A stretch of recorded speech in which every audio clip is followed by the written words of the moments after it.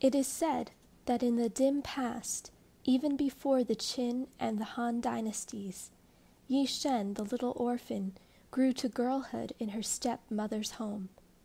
The only friend that Yeh Shen had to her name was a fish she had caught and raised.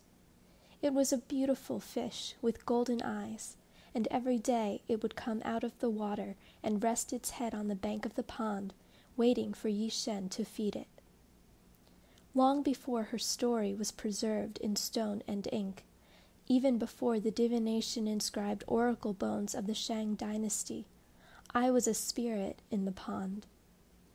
I was there when the cave chief Wu passed on, leaving behind his wife, daughter, and stepdaughter.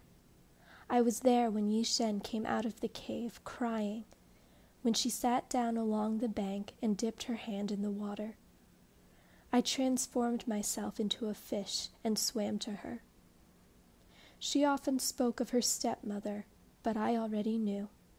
I could hear her stepmother ordering her around, and so I let her cry into my pond. But as a spirit and as a fish, I could not help her. I knew her stepmother was coming, even before she arrived. I heard the smile in her lie when she asked Yeh Shen to gather firewood and leave her coat behind. The other spirits in the pond fled and beckoned for me to follow. As a spirit and a fish, I could not help Yeh Shen, but I knew that as something else, I could. So I rested my head on the bank, listening to the ripples in the pond, the other spirits weeping. My bones survived, and so I went from being spirit of water to being fish to being spirit of my own bones.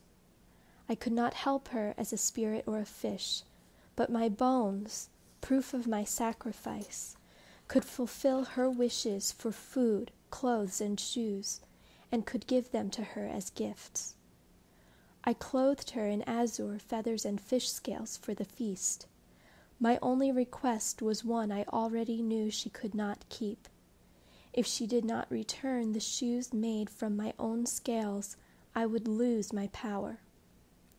And though it made me sad that I was leaving her again, I knew I was giving her a far better gift, love and life.